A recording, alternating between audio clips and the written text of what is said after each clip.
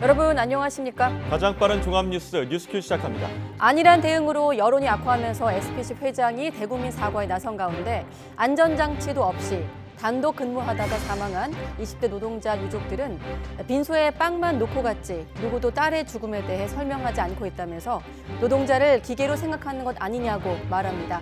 해고 위기에 놓인 프로밀 노동자들 상황까지 함께 알아보겠습니다. 매주 금요일 조태현 기자와 경제 뉴스 다루고 있는데요. 오늘은 약세를 이어가는 부동산 시장 전망하면서 심상치 않은 채권 시장까지 들여다보겠습니다. 네, 오늘도 서울중앙지검 국회가 분주합니다. 먼저 가보겠습니다. 검찰이 구속영장을 청구한 더불어민주당 이재명 대표의 최측근 김용 민주연구원 부원장에 대한 영장 실질 심사가 조금 전에 열렸습니다. 구속 여부는 밤늦게 결정될 전망입니다. 검찰 취재기자 연결합니다. 우철희 기자. 네, 서울중앙지방검찰청입니다. 네, 김용 부원장의 구속 여부를 결정할 영장 심사 이제 막 시작됐는데 자세한 내용 전해주시죠.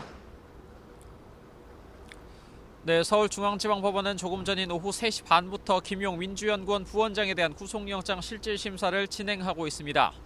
김용 부원장은 다만 법원 지하 구치감으로 들어가서 모습이 취재진에 포착되진 않았습니다. 법원은 김용 부원장 신문과 검찰의 수사 자료 등을 검토해서 구속 여부를 결정할 방침입니다. 오늘 밤 늦게 결과가 나올 전망입니다. 앞서 검찰은 오늘 아침 정치자금법 위반 혐의로 김 부원장에 대해 구속영장을 청구했습니다. 그제 오전 체포해 체포 시한인 48시간을 거의 채워 강도 높은 조사를 벌였습니다. 적용된 혐의는 체포 당시와 같지만 혐의 사실이 구체화됐습니다. 김 부원장은 유동규 전 성남도시개발공사 기획본부장 등과 공모해서 20대 대선을 준비하는 과정에서 천화동인 4호실 소유주 남욱 변호사로부터 4차례에 걸쳐 8억 4,700만 원을 수수한 혐의가 영장에 적시됐습니다. 시기는 민주당 대선 후보 경선 전인 지난해 4월부터 한창 진행 중인 8월까지입니다. 검찰은 대선을 준비하는 과정이라는 표현을 통해서 거듭 대선 자금이라는 점을 강조했고요. 체포 당시 수회에 걸쳐 8억 원 상당에서 횟수와 금액을 더 명확히 했습니다. 검찰은 대장동 개발로 막대한 이익을 챙긴 남 변호사가 돈을 마련했고 유 전 본부장을 통해 김 부원장에게 전달된 것으로 보고 있습니다. 특히 언제 어디서 얼마를 전달했다는 내용이 적힌 중간 전달책의 메모를 증거로 확보한 것으로도 알려졌습니다. 검찰은 또 구속기간 만료로 구치소에서 출소한 유 전 본부장을 어제 불러 관련 내용을 조사하기도 했습니다. 유 전 본부장 오늘 대장동 사건 재판에 출석했는데요. 이번 불법 대선 자금 의혹 수사에 물꼬를 튼 것으로 알려진 데다가 검찰의 회유 의혹까지 불거진 상황이라 관심이 집중됐습니다. YTN이 오전 재판이 끝난 뒤 유 전 본부장을 단독으로 만났는데 여러 질문에 죄송합니다 이 말만 남겼습니다. 김용 부원장한테 대선 자금 주신 사실을 인정하시는 거예요? 오늘 법원에서 오후에는 좀 어떤 부분 좀 소명하실지, 혹시 검찰에서 혹시 회유나 이런 게 좀 있으셨나요? 심경의 변화가 있었다거나 혹시 오후에는 어떤 부분 소명하실 건지 한번 말씀 부탁드려도 될까요? 죄송합니다. 네, 정치권에선 특검, 야당에선 특검 얘기 꺼낸 상황인데 자, 김용 부원장에 대한 구속 여부가 검찰 수사에 미칠 영향은 어떻습니까? 네, 김용 부원장 구속 여부는 대장동 위례신도시 특혜 의혹에서 불법 대선 자금 의혹으로 번진 검찰 수사의 성패를 가를 수도 있는 첫 분기점이 될 전망입니다. 검찰은 김 부원장이 민주당 이재명 대표의 최측근이자 대선 캠프 총괄 부본부장을 지냈던 만큼 이 대표의 대선 자금으로 활용됐을 가능성을 의심하고 있습니다. 김 부원장 구속 수사를 통해 이 대표의 관여 여부를 집중적으로 밝혀낸다는 방침입니다. 이원석 검찰총장도 어제 국회 국정감사에서 자금의 성격과 사용처에 대한 수사가 이루어질 것이라고 밝혔습니다. 검찰은 나아가 김 부원장이 성남시 의원으로 재직할 당시 대가성 돈을 받은 게 있는지도 들여다보고 있습니다. 하지만 영장이 기각된다면 검찰의 계획 가로막힐 수밖에 없습니다. 김 부원장은 불법 자금 수수 의혹은 전혀 사실이 아니라는 입장을 고수하고 있습니다. 이런 가운데 검찰은 그제 민주당의 강한 반발로 무산된 민주연구원에 대한 압수수색을 다시 시도하는 시기도 고심하고 있습니다. 지금까지 서울중앙지검에서 YTN 우철입니다. 네, 더불어민주당 이재명 대표는 대장동 특검을 통해서 불법 대선 자금 의혹 등 자신을 둘러싼 의혹들의 실체를 밝히자고 제안했습니다. 국민의힘은 의도적인 시간 끌기이자 수사 회피 시도에 불과하다며 즉각 반대 입장을 밝혔습니다. 자세한 내용 국회 취재기자 연결해 알아보겠습니다. 이경국 기자. 네, 국회입니다. 네, 그러면 정면 돌파인가요? 이 대표가 오늘 대장동 특검을 제안했죠? 네, 맞습니다. 오늘 오전 국회에서 이재명 대표 기자회견을 진행했습니다. 이 대표는 우선 검찰의 불법 대선 자금 의혹 수사를 노골적인 정치 탄압 그리고 보복 수사의 칼춤이라고 맹비난했습니다. 또 자신은 정치 자금은커녕 사탕 하나 받은 게 없다면서 윤석열 검찰이 조작과 날조를 하고 있다고 주장했습니다. 이어 정쟁을 할 만큼 한가하지 않다면서 대장동 특검을 통해 정치 수사는 이만 끝내자고도 말했습니다. 듣고 오겠습니다. 뿌리부터 줄기 하나하나까지 사건 전모의 확인은 특검에 맡기고 정치권은 지금 이 어려운 민생과 경제 살리기에 주력하고 총력을 다합시다. 또 여당이 거부하더라도 민주당이 가진 힘으로 반드시 특검을 해야 한다고 강조하기도 했습니다. 또 윤석열 대통령을 직접 겨냥하기도 했는데요. 윤 대통령이 검사 시절 수사했던 부산 저축은행 관련 의혹, 그리고 윤 대통령 부친의 집을 화천대유 대주주 김만배 씨의 누나가 매입했던 것 등도 특검 대상에 포함하자고 강조했습니다. 하지만 국민의힘 주호영 원내대표 즉각 긴급 기자간담회를 열고 반박에 나섰습니다. 먼저 민생에 집중하는 방법은 검찰이 신속하게 사건을 수사해서 결과를 국민에게 보고하는 일밖에 없다고 강조했고요. 수사가 제대로 이루어지니 이제야 특검 주장이냐며 수용할 수 없다는 입장을 분명히 했습니다. 듣고 오겠습니다. 이제 정권이 바뀌어서 수사를 제대로 하기 시작하니까 특검 주장을 하고 있습니다. 의도적인 시간 끌기, 물타기 수사 지연의 다름이 아닙니다. 정진석 비대위원장도 SNS를 통해서 이재명식 대장동 특검은 절대 안 된다며 적반하장이라고 비판했습니다.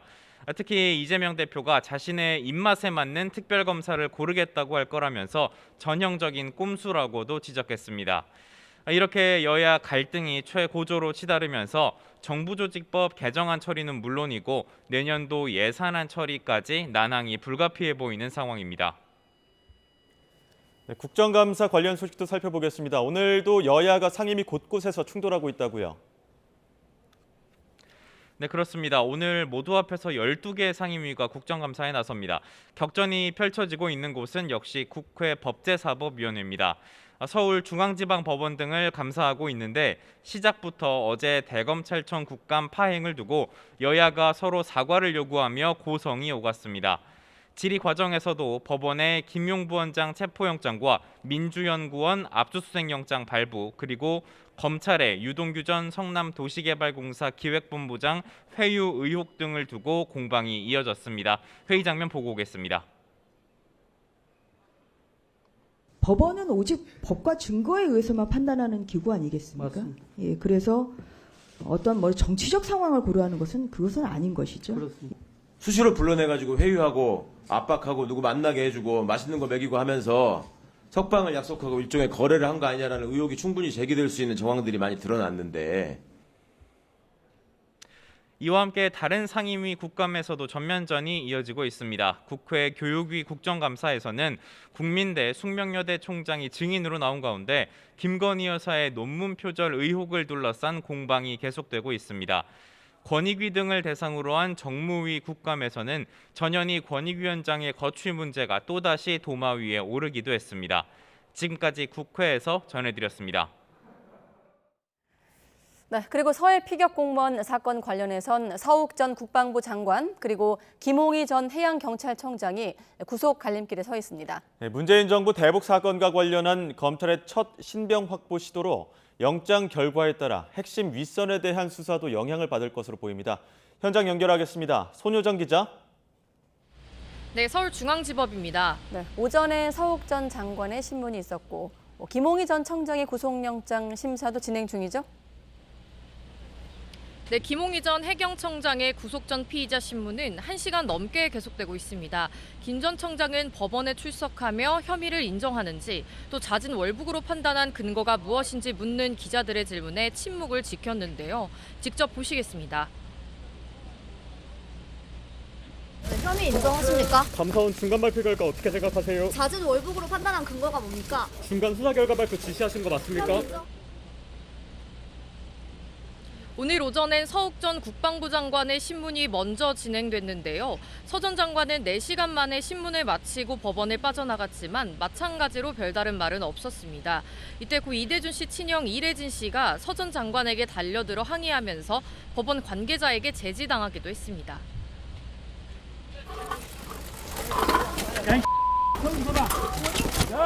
성서봐! 아니요, 잠깐만. 서 전 장관의 혐의는 직권남용과 허위 공문서 작성 그리고 공용전자기록 순상 등입니다. 재작년 9월 해양수산부 공무원 고 이대준 씨가 북한군에 피살된 뒤 잦은 월북 정황과 어긋나는 군사기밀을 군 정보망인 밈스에서 삭제 지시한 혐의입니다.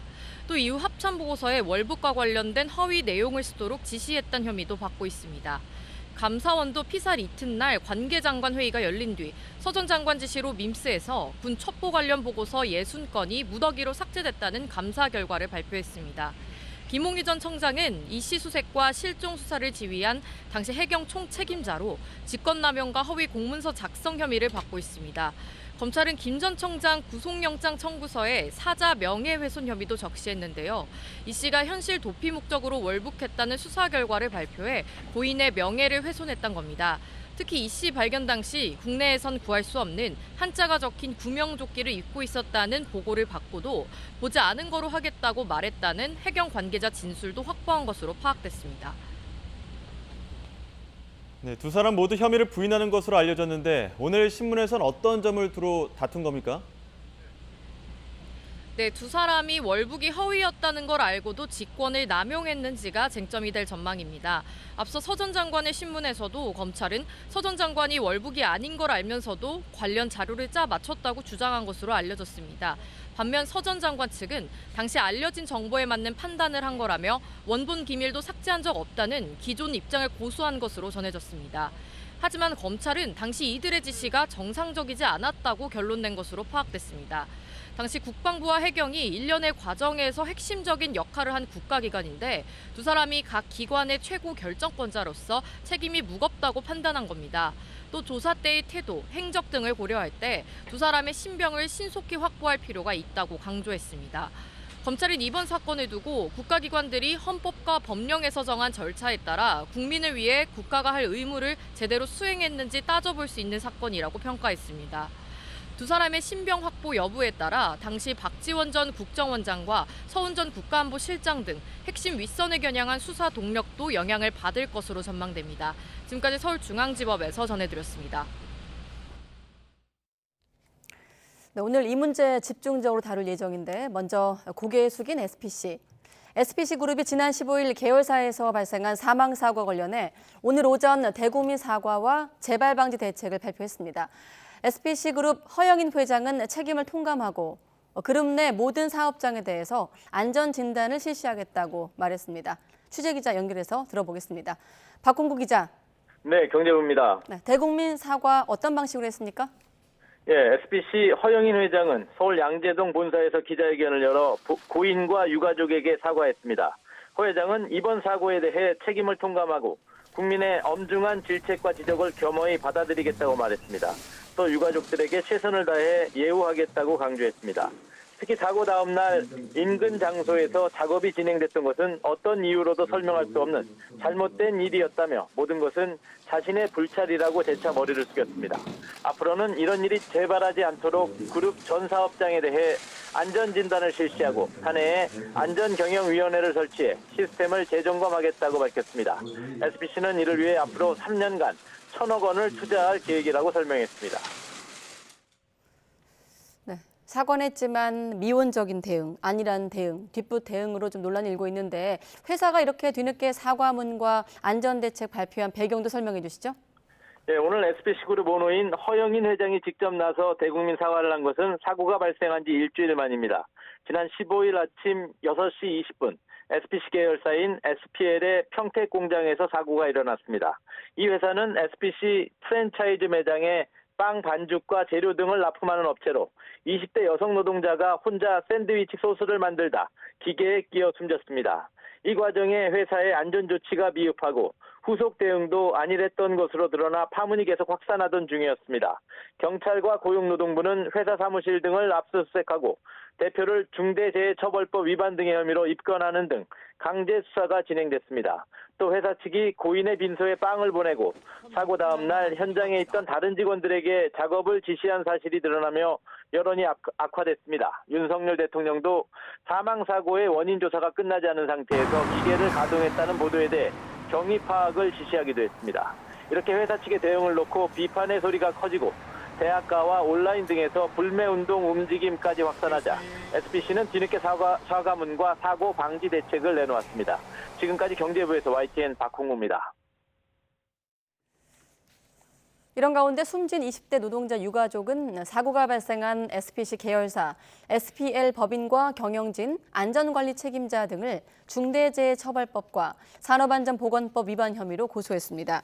유족들은 SPL이 재해 예방에 필요한 인력과 예산 등 안전보건관리 체계를 제대로 이행하지 않았다고 주장했습니다.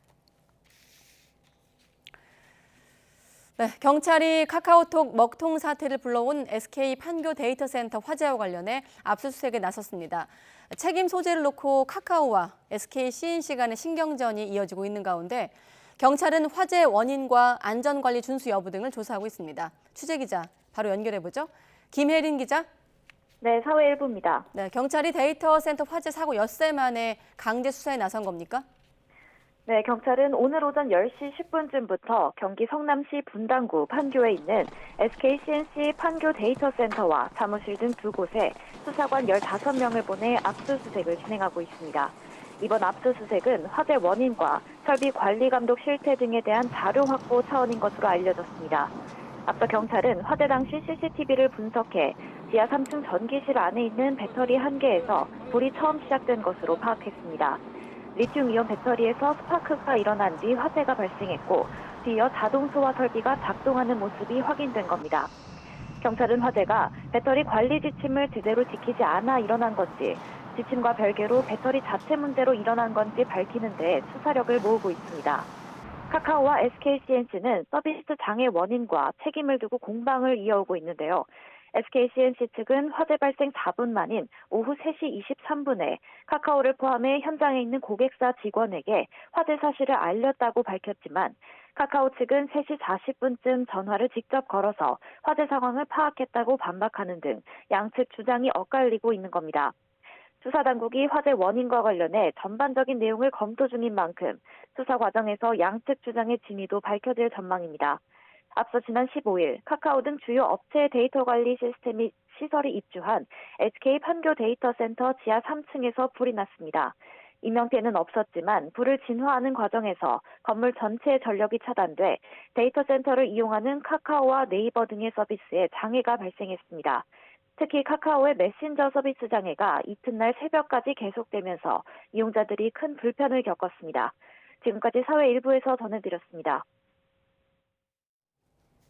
네, 안전 비용을 아낀 게 논란의 핵심인데 카카오톡이 지난해부터 올해 2분기까지 2조 6천억 원 가까이 광고 매출을 올린 것으로 나타나기도 했습니다. 국민의힘 강민국 의원이 공개한 자료를 보면 지난 1년 반 동안 카카오톡의 광고 매출은 2조 5,580억 원이었고 메신저 화면 최상단에 노출되는 비즈보드를 이용하는 업체만 9천여 개에 달했습니다. 배달 대행 플랫폼인 바로고의 서버가 먹통이 되면서 15만 곳이 넘는 가맹점과 배달 기사들이 불편을 겪고 있습니다. 배달 건수 기준 업계 1위인 바로고는 어제 저녁 7시 50분쯤부터 오늘까지 시스템 장애가 계속되고 있습니다. 바로고는 서버에 디도스 공격이 벌어졌다면서 피해 보상안 등 후속 조치를 최대한 빠르게 진행하겠다고 밝히고 있습니다. 네, 앞서 전해드린 것처럼 공장 노동자 끼임 사고가 발생한 지 엿새 만에 SPC그룹의 허영인 회장이 계열사 근로자 사망과 관련해 고개를 숙여 사과했습니다. 네, 재발 방지를 위한 대책도 발표했지만 뒤늦은 사과와 뒷북 대응이란 비판이 계속 나오고 있습니다. 직원들에게 일방적인 사업 종료와 해고를 통보해 논란이 일고 있는 푸르밀 사태까지 이번엔 유성규 공인 노무사와 함께 짚어보겠습니다. 네, 안녕하십니까, 노무사님? 예, 안녕하십니까? 네, 이번 사건과 직접적인 연결은 아닙니다만 허영인 SPC 회장이 제빵왕을 다룬 드라마의 실제 모델이기도 하더라고요. SPC가 주목을 받으면서 함께 거론되고 있는데 허 회장만큼이나 빵 만들기를 사랑했던 20대 노동자의 죽음 이후 여러 논란이 일고 있습니다. YTN이 계속 보도하고 있는 대로 빈소에 빵을 놓고 간다든지 이런 좀 사실 사고 당시도 미숙했고 그 대응도 좀 지금 부적절하거든요. 어떻게 좀 보고 계십니까? 일단 우리나라에서 산재라고 하면 네. 많은 분들이 물론 이제 기업을 운영하는 이제 대표님들도 마찬가지고요. 건설업이나 중화학공업 같은 곳에서만 발생한 것으로 잘못 이해하고 계신 분들이 많습니다. 네. 아마도 SPL 같은 경우에도 이제 식품 관련 업종이다 보니까 이 산재 발생에 대한 기본적인 인식이 좀 아니하지 않았나 이런 생각이 들고요. 예. 그렇다 보니까 이제 산재 예방을 위한 안전 관리는 물론이고 그 이후에 후속 조치들에 대한 또 후속 절차에 대한 프로세스들도 잘 마련이 안 돼 있었던 것 같습니다. 그러다 보니까 이제 현장에서 허둥지둥 또 이제 유족을 대응하고 또 유족을 배려하고 이런 문제, 보상 관련 문제 이런 문제들에 대해서 좀 프로세스가 좀 잘 갖추어지지 않았던 것으로 보입니다. 오늘 또 SPC 사과하면서 안전관리 강화 위해서 3년간 1,000억 원 투자하겠다 이렇게 이야기를 하긴 했는데 여러 가지 부분별로 이제 투자 항목을 적어놨습니다. 네. 재발 방지를 위해서 충분한 대책이 나왔다고 보십니까? 일단 뭐 늦었지만 많은 돈을 들여서 이제 노력을 하겠다 이 자체는 긍정적으로 평가를 합니다. 예. 하지만 뭐 국정감사 과정에서도 드러났지만 2017년부터 올해 9월까지 이 SPL 회사에서 37명의 산재 노동자가 발생을 했고 예. 이 중에 끼임 사고가 15명이나 있었습니다. 네. 왜 이런 대책을 미리 그 사고가 있었을 때 만들지 않았을까? 조금이라도 빨리 만들었으면 지금 이런 안타까운 죽음은 사전에 막을 수 있지 않았을까 이런 생각이 드는 대목입니다. 네. 사실 이번에 이번 사고로 빵 공장의 어떤 현실이 이렇게 힘든가도 당연히 뭐 의문이 됩니다만 빵을 공장에서 이렇게 밤샘을 해가면서 만드는가에 대한 어떤 좀 알려진 측면도 좀 눈길을 끌고 있는데 이 공장 같은 경우 2016년에 최초로 안전경영사업장 인증을 받고 또 2차례 연장까지 받았다고 하더라고요. 자, 안전경영사업장 인증은 무엇이고 이 제도가 좀 허술한 거 아닌가 이런 생각이 들거든요. 일단 많은 기업들의 안전보건관리 시스템을 네. 좀 보급하고 확산하고 안정적으로 운영할 수 있도록 정부가 인증을 해주는 제도입니다. 그래서 이 인증을 받은 업체에 대해서는 이제 정부 정책에 있어서 혜택을 주기도 하고요. 기업들이 또 이 인증을 가지고 기업 홍보의 자료로 활용하기도 하죠. 근데 이번 사건을 보면서 느꼈던 게 지금 정부가 운영하고 있는 인증 제도가 좀 부실하게 운영되고 있는 것이 아닌가. 전반적으로 그 관리 또는 인증 실태 등을 네. 좀 점검하고 평가해야 되는 것 아닌가 이런 생각이 듭니다. 사실은 이 SPL뿐만이 아니라 얼마 전에 광주에 있었던 대형 참사가 일어났던 그 사업체도 사실 이 인증을 받았던 사업체였습니다. 그러니까 사실 이 두 사례만 보더라도 지금의 인증 제도가 그 운영상에 있어서 기준상에 있어서 좀 심각한 문제점을 내포하고 있다는 걸 보여주는 그런 사례가 아닌가 이런 생각이 듭니다. 예, 또 오늘 유족 측이 SPL 법인 또 대표이사 상대로 지금 고용불안 경찰에 고소장 접수한 것으로 알려졌습니다. 향후 수사에서는 어떤 부분이 좀 쟁점이 될 거라고 보십니까? 일단 우리나라에는 이 사업주가 노동자들의 산재를 예방하기 위해서 이제 몇 가지 법률들이 있는데요. 일단 산업안전보건법 이 있고요. 그리고 중대재해처벌법이 있습니다. 그래서 지금 산업안전보건법과 관련해서 사업주에게 이 노동자들의 산재를 예방하기 위한 안전상의 조치들이 법으로 쭉 이제 정해져 있거든요. 그래서 이제 기술적으로 뭐 덮개를 설치했다든가 아니면은 뭐 자동 방호 장치를 설치했다든가 이런 부분들이 있었는지 뭐 이런 것들을 아마 점검을 해서 법 위반 사실을 밝혀낼 거고요. 그리고 이제 관리상의 조치로는 이제 2인 1조 또는 평소에 안전교육 같은 것들이 잘 이루어졌는지 이런 부분들을 이제 고용노동부나 경찰이 이제 조사를 하겠죠. 그리고 중대재해처벌법 같은 경우에는 또 이제 별도로 그 안전보건 확보 의무를 또 정하고 있습니다. 여러 가지 이제 안전 보건 확보를 하기 위한 조치들을 정하고 있는데요. 네. 그런 부분들을 사업주가 충실히 이행했는지 뭐 이런 부분들을 고용부와 이제 경찰이 조사를 하게 될 것 같습니다. 앞서 그 노무사님 말씀하신 대로 이번 사고의 경우 안전장치가 덮개 같은 안전장치가 없었다는 점, 그리고 단독 근무했다는 점, 이 부분이 조금 논란인데, 특히나 2인 1조 작업 규정 같은 경우 이제 그 회사, 해당 회사에 이 규정이 있었느냐 없었느냐가 이 중대재해처벌법 위반 여부의 어떤 쟁점이 될 거라고 하던데 좀 설명해 주시죠.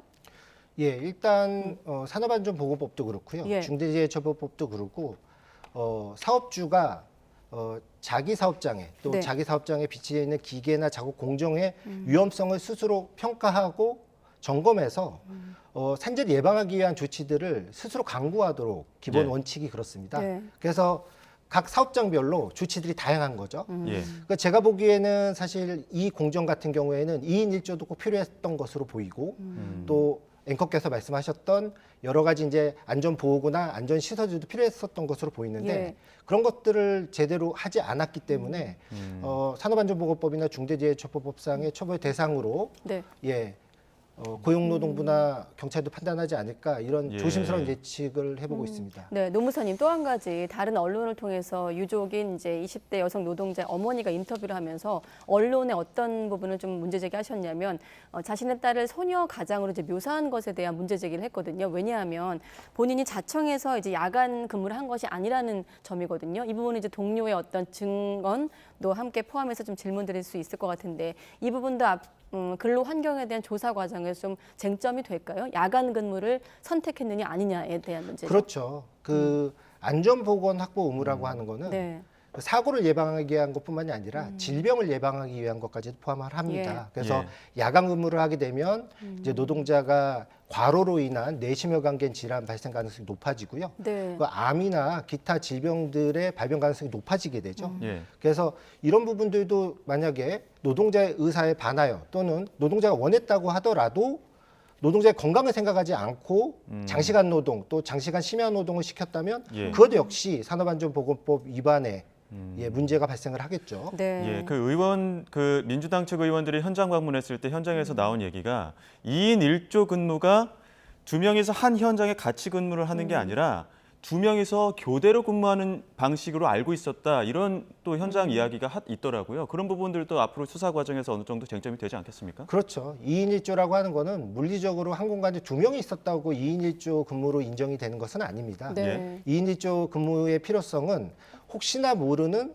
이 산재가 발생을 했을 때 예. 나머지 다른 한 명이 긴급한 조치를 취하고 그렇죠. 또 이제 구호 조치 또는 뭐 119를 부른다든가 뭐 이런 네. 것들을 위해서 약간 대기 함께 근무하는 이런 측면이거든요. 예. 그래서 네. 물리적으로 2명이 한 공간에 있었다라는 이유만으로 2인 1조 근무를 했다라고 주장하는 것은 좀 약간 어폐가 있죠. 그리고 예. 같이 그때 그 동료께서 어떤 얘기를 했냐면 가뜩이나 사고가 난 날에 야간조 인원이 2~3명이 부족했다라는 증언도 있더라고요. 예. 네. 예, 그리고 또 지금 뭐 SNS 중심으로 불매 운동도 많이 일어나고 있는데 이 부분은 앞으로 좀 어떻게 좀 진행이 될 거라고 보십니까?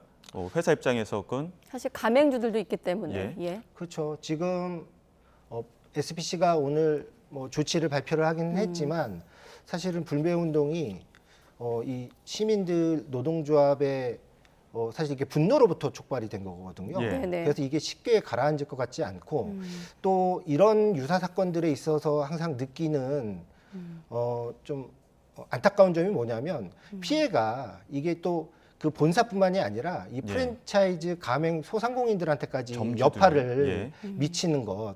그래서 참 이 부분들이 좀 안타까운 일들로 이어져서 걱정도 되고 네. 우려도 되고 그렇게 생각을 합니다. 네, 예. 지금 뭐 사과를 했지만 여론은 싸늘하고 지금 뭐 대학가를 중심으로 불매 운동을 하는데 사실 사측에 좀 미온적인 대응으로 M1 가맹주들까지 좀 피해를 보는 상황인데 끝으로 이 문제 관련해서 자 해당 사업장에 대한 우리가 지금 2인 1조 얘기도 했고 안전장치 얘기를 했거든요. 어떤 점을 좀 중점 조사를 해야 되고 앞으로 또 회사 측에서는 좀 어떤 대응이 나서야 된다고 보시는지 질문 드리겠습니다. 일단 지금 중요한 것은 재발 방지겠죠.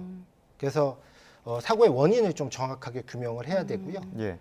또 두 번째는 이게 일시적이어서는 안 됩니다. 그래서 네. 경영 시스템 전반에 대한 점검과 평가. 그래서 앞으로 이 경영에 있어서 산재 예방이라고 하는 경영 이슈가 되게 중요한, 매우 중요한 경영 이슈가 이 사업장에 자리 잡을 수 있도록 고용노동부의 철저한 감독과 지도가 필요하지 않을까 이런 생각을 합니다. 네, 주제를 좀 바꿔서 이 부분도 짚어봐야 될 것 같습니다. 범롯데가로 불리고 있는 푸르밀 전 직원에게 다음 달까지 해서 정리해고 일방적으로 통보를 했단 말이죠. 이 푸르밀 어떤 기업인지부터 일단 좀 설명을 해주시죠. 뭐 우리가 이제 슈퍼나 마트에 가면 흔하게 접할 수 있는 유명 우유, 야쿠르트 제품 이런 것들을 생산하는 유제품 업체로 알려져 있습니다. 예. 근데 이렇게 정리해고를 전 직원에게 통보할 만큼 경영 실적이 좋지 않다거나 이렇게 사업 종료를 선택할 만큼의 어떤 위기 상황이었다고 보십니까? 코로나도 이유를 들기를 하더라고요. 네. 예, 그 언론에 보도된 이 회사의 이제 재정 상황을 보니까 2019년도에 영업 손실이 89억 원, 2020년도에 113억 원, 그리고 지난해에 124억 원에 이르렀다고 하더라고요. 요번에 그 해고 대상자가 된 분들이 370명 정도 되거든요. 네. 이 정도 기업 규모에서 이 정도의 영업 손실이라고 하면 상당히 좀 재정 상황은 안 좋았던 걸로 판단이 듭니다. 지금 보면 폐업이나 청산이 아니라 사업 종료를 선택한 건 정확히 어떤 개념인가요? 사업 종료? 사실은 이제 회사가 사업 종료라는 단어를 썼는데 이게 사업 종료가 어떤 의미로 썼는지는 아직은 좀 불투명한 상황입니다.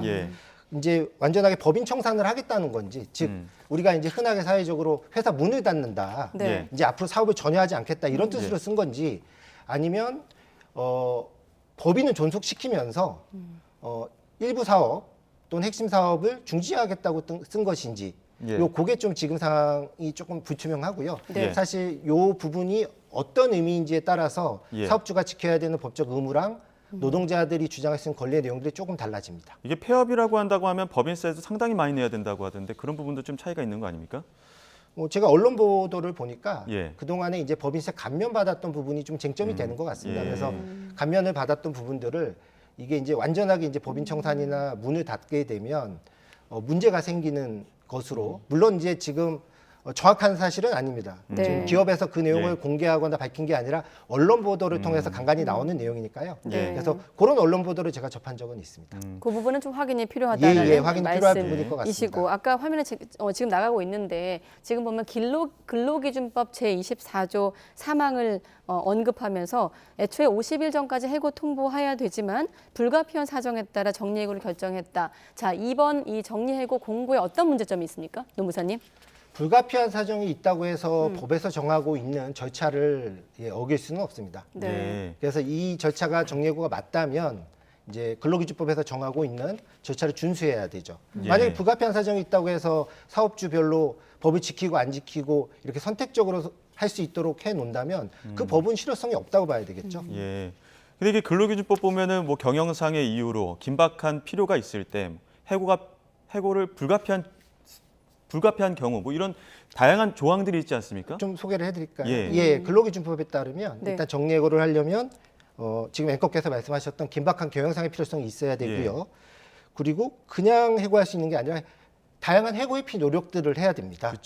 그리고 공정한 해고 기준에 따라 해고를 해야 되는데 이 경우에 회사에서 일방적으로 해고 기준을 설정할 수가 있잖아요. 그렇게 하지 않도록 근로자 대표에게 50일 전에 통보하고 요 해고 회피 방법이나 해고 기준 등에 관하여 서로 성실하게 협의하도록 그렇게 법에는 정해져 있습니다. 지금 근데 이 사건 같은 경우에는 그런 절차들을 지키지 않았던 것으로 보입니다. 결국 그 사업 종료 배경엔 경영 실패가 이제 원인이었다는 게 대체적인 분석인데, 경영진 때문에 회사가 위기를 맞았고 그 책임을 결국 직원들이 고스란히 겪고 있다는 얘기로 정리가 되네요. 저도 뭐 그렇게 생각을 하고요. 그렇기 때문에 사실은 전격적으로 해고를 발표하기 전에 좀 더 다양한 해결 방법이나 해고 회피 노력들을 강구했어야 되는 게 아닌가 이런 생각이 들고요. 그렇기 때문에 지금 이 사안을 그냥 단순하게 하나의 회사가 문을 닫는 또는 정리해고를 하는 이런 문제로 바라보지 않고 시민사회가 상당히 분노하고 항의하고 있는 이런 목소리들이 높아지는 것이 아닌가 이런 생각이 듭니다. 일방적으로 이제 정리해고 통보를 받은 직원들 입장에서는 좀 당혹스러울 수밖에 없을 텐데 앞으로 취할 수 있는 어떤 법적 대응 같은 것들은 어떤 게 있을까요? 일단은 부당해고에 대해서 노동자가 이제 각 지역별로 설치되어 있는 노동위원회에 부당해고 구제 신청을 할 수가 있습니다. 부당해고 구제 신청? 예, 그래서 이 부당해고 구제 신청을 하면 그 노동위원회에서 이 절차를 준수했는지 또 해고를 할 만한 합당한 사유가 있는지 등을 법적으로 판단을 해서 만약에 이게 부당해고다라고 판단이 되면 사용자에게 복직 명령을 내리고요. 그 해고 기간 동안에 임금 손실이 있지 않습니까? 네. 그 임금 상당액을 지급할 것을 명령을 내립니다. 회사가 사업 종료가 됐는데 복직을 할 수 있는 공간이 없어지는 거 아닙니까? 그러니까 이제 그게 지금 쟁점이 되는 겁니다. 네. 만약에 정말 회사가 문을 닫아서 완전히 회사가 없어지는 상황이라고 하면 사실 이 구제 신청과 같은 이런 법적 조치도 큰 실익이 없겠죠. 네. 다만 법인이 존속하면서 이 직원들만 해고한 거라고 하면 그것은 조금 얘기가 달라지죠. 왜냐하면 언제든 사업을 재개할 수 있고 사업을 다시 확대할 수도 있는 가능성이 있기 때문에 법적 구제 가능성이 넓어지겠죠. 네. 관련 보도에 의하면 일단 면담 자체를 사측에서 거부하고 있다고 알려지고 있고 푸르밀 노조 같은 경우 고용노동부 앞에서 1인 시위를 벌이고 있는 상황인데 혹시 법적인 어떤 대응 말고 노사가 대화를 통한 가능성은 낮습니다만 언론이나 어떤 이런 주목을 받게 되면 좀 변화가 생길 여지도 있는 겁니까? 예, 사실 이런 사안들이 요번에 처음 발생한 게 아니라 이제 과거에도 이제 대규모 정리해고 사건들은 있었죠. 네네. 근데 그때 이제 기업들마다 선택이 달랐습니다. 이제 노동조합 시민사회와 함께 대화를 해서 문제를 풀었던 기업이 있고 그냥 모르쇠로 일관하면서 자기네 입장만을 주장했던 기업들이 있죠. 근데 시간이 흐르고 보면 조금 힘들지만 대화를 통해서 문제를 해결하려고 했던 그런 기업들은 다시 살아나서 또 시민들의 도움을 받기도 하고 또 기업들이 잘 운영되고 이런 케이스들이 발견이 되거든요. 그래서 이번에 푸르밀도 좀 이 문제에 대해서 너무 이제 회사 입장에서만 고민하지 마시고 좀 노사 간의 대화, 또 시민사회의 중재 조정 이런 노력들을 좀 받아들이고 이 문제를 풀어갔으면 좋겠습니다. 사실 앞서 SPC 같은 경우도 시민사회 어떤 여론 이런 목소리가 좀 반영된 결과 아니겠습니까? 혹시 푸르밀에도 좀 영향이 있는지 함께 지켜보겠습니다. 네, 유성규 공인노무사와 함께했습니다. 고맙습니다.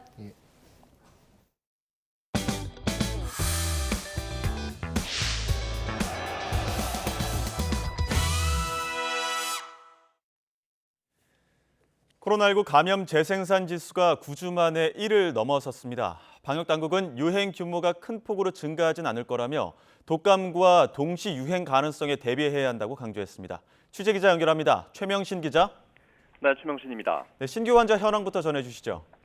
네, 오늘 0시 기준 코로나19 신규 환자는 어제와 비슷한 24,751명입니다. 2주 전보다 2천여 명, 일주일 전보다는 1,000명 정도 많습니다. 5주 연속 2만 명대 수준을 유지했습니다. 확진자 한 사람이 몇 명에게 감염을 시키는지를 나타내는 감염 재생산 지수는 1을 넘었습니다. 방역당국은 유행 정도를 나타내는 감염 재생산 지수가 1.09로 9주 만에 1을 넘어섰다고 밝혔습니다. 감염 재생산 지수가 1을 넘으면 유행이 확산한다는 의미이고 1 미만이면 유행이 감소세를 보인다는 뜻입니다. 위중증 환자는 233명으로 열흘째 200명대를 유지했습니다. 코로나19 관련 사망자는 30명 나왔습니다. 당국은 감소세가 정체기에 머물고 있으며 확진자가 어느 정도 등락을 거듭하다가 12월 초쯤 재유행이 발생할 것으로 전망하고 있습니다. 그런 만큼 코로나19와 계절 독감이 동시에 유행하는 이른바 트윈데믹 가능성에 촉각을 곤두세우고 있습니다. 10월 둘째 주 독감 의심 환자는 외래 환자 1000명당 6.2명으로 나타났습니다. 특히 만 1세에서 6세까지는 1000명당 7.2명으로 다른 연령대보다 높습니다. 당국은 독감 감염 시 중증화 가능성이 큰 어린이와 고령자의 예방접종 참여를 거듭 당부했습니다.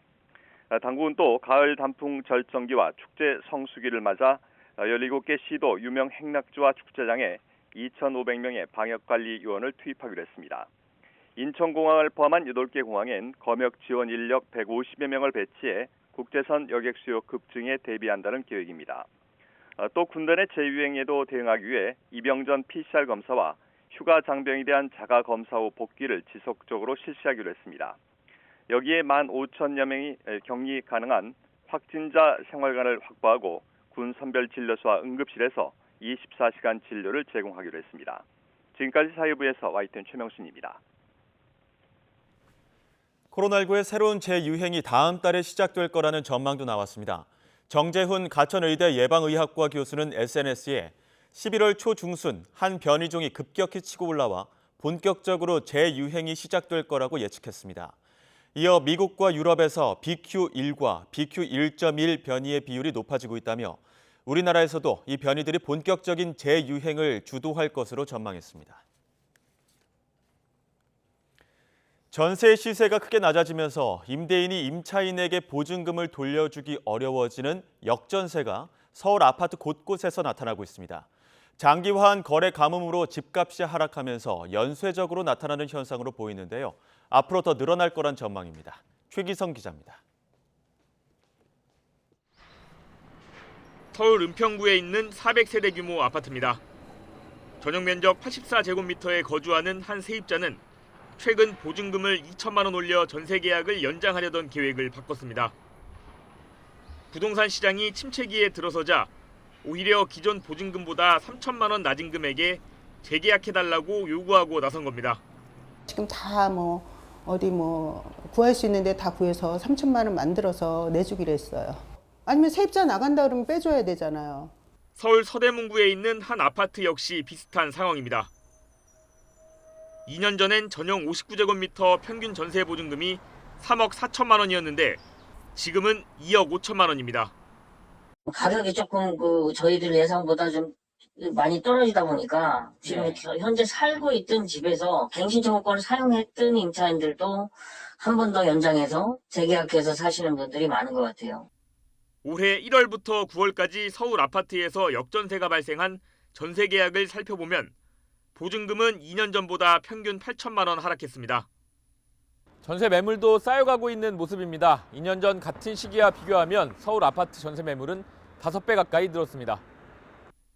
2020년에는 9,900건이었지만 올해에는 4만 5천 건으로 크게 늘었습니다. 서울 아파트 전세 가격도 1월 말부터 내림세입니다. 10월 둘째 주에는 전주보다 0.22% 떨어졌는데 2019년 2월 이후 최대폭 하락을 기록했습니다. 전세값 하락뿐 아니라 매매가 사라지면서 집값이 계속 떨어지자 매물을 전세로 돌리는 집주인도 많아졌습니다. 기존의 전세 보증금으로 전세 계약을 체결하려는 세입자가 없기 때문에 그런 집주인들은 계속 매물을 내놓게 되고 세입자들은 그 매물을 계약을 잘 안 하게 되고 잇따른 금리 인상으로 전세자금 대출이자 부담이 커지면서 월세를 찾는 임차인이 증가하는 것도 역전세 원인 중 하나입니다. 아파트는 여타 주택 유형에 비해서 상대적으로 위험도가 낮지만 과거 갭 투자가 몰리면서 집값이 급등했던 지역 중심으로 보증금을 반환받지 못하는 상황이 늘어날 수 있습니다. 임차인들이 이자 비용과 월세 비용을 비교해가며 전세나 월세를 선택하는 경향이 나타나면서 역전세 현상은 당분간 계속될 것으로 보입니다. YTN 최기성입니다. 지난달 생산자 물가가 1년 전보다 8% 상승해 22개월 연속 오름세를 지속했습니다. 8월에 비해서는 0.2% 올랐는데 농림수산품과 공산품이 전월 대비 0.1% 올랐고 전력과 가스, 수도 및 폐기물이 2.5% 상승했습니다. 시장금리의 벤치마크인 미국 국채 10년물 금리가 4.228%를 넘어서면서 지난 2008년 7월 글로벌 금융위기 이후 14년 만에 최고치를 찍었습니다. 인플레이션 억제를 위해 계속 기준금리를 올려야 한다는 미 연방준비제도 고위 인사 발언의 영향으로 풀이됩니다. 미국의 금리 인상과 달러와 초강세 영향 등으로 아시아 외환 시장이 경고음이 잇따르고 있습니다. 아시아의 양대 기축통화로 꼽히는 일본 엔화와 중국 위안화의 가치가 각각 달러 대비 32년과 14년 만에 최저로 무너졌습니다. 보도에 김상우 기자입니다.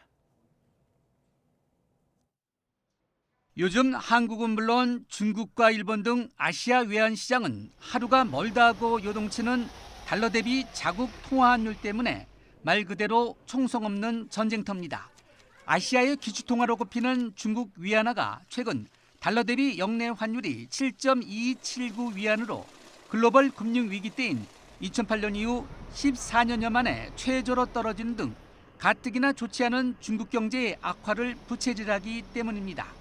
또 위안화와 함께 아시아 양대 기축통화인 일본 엔화 역시 가치 하락이 심화하면서 무역 적자폭 확대 등 경제에 악영향을 주고 있기 때문입니다. 심리적 저항선인 엔달러 환율은 거품 경제 후반기였던 1990년 8월 이후 32년 만에 처음으로 한때 150엔대를 돌파했습니다. For visitors to Japan, the Japan is getting cheaper and cheaper and cheaper. Now probably it's extremely cheap. 이와 관련해 AFP 통신은 인플레이션 악화와 금리급 등 경기 침체 공포가 다시 표면에 떠오르면서 중국과 일본은 물론 아시아 통화 가치가 급락하고 있다고 전했습니다. 블룸버그 통신은 미국의 금리 인상과 그에 따른 달러화 초강세, 즉 킹달러 현상과 미국 국채금리 상승이 환율 상승의 배경이라면서 아시아 외환 시장에 경고음이 잇따르고 있다고 보도했습니다. 앞서 블룸버그는 달러화 강세 속에 중국과 일본의 통화 가치 급락으로 1997년과 비슷한 아시아 금융 위기가 재현될 우려가 커지고 있다고 지난달에도 진단한 바 있습니다. YTN 김상호입니다. 네, 다시 한번 정리해보면 부동산 시장 약세, 부진이 이어지고 있습니다. 거래 절벽 속에 미분양까지 증가하고 있는 추세입니다. 네, 여기에 레고랜드 사태와 아시아 주요 통화의 가치 급락까지 겹치면서 경제를 둘러싼 우려도 커지는 분위기입니다. 다양한 경제 이슈, 경제부 조태현 기자와 짚어보겠습니다. 어서 오십시오. 네, 안녕하세요. 네. 원희룡 장관은 50% 상승했다가 6% 내려간 거라 폭락세가 아니라고 맞습니다. 합니다만 관련 부동산 보도 제목을 보면 거칠고 사실 좀 걱정되는 제목들이 많거든요. 맞아요. 예. 지표는 어떻습니까? 사실 좀 우려되는 부분이 많은 건 사실입니다. 일단 지표부터 설명을 드리자면 예. 최근에 부동산 관련해서 지표들이 여러 개가 나오고 있는데요. 아무래도 가장 대표적인 거는 한국부동산원에서 내놓는 주간 아파트값 동향이라고 할 수 있겠습니다. 네. 이번 주에 전국 아파트값이 한 주 전보다 0.28% 하락했거든요. 굉장히 크게 하락을 한 겁니다. 그럼 네. 얼마나 크게 하락한 거냐? 한국부동산원이 시세 조사를 시작한 이후에 가장 큰 낙폭을 보였습니다.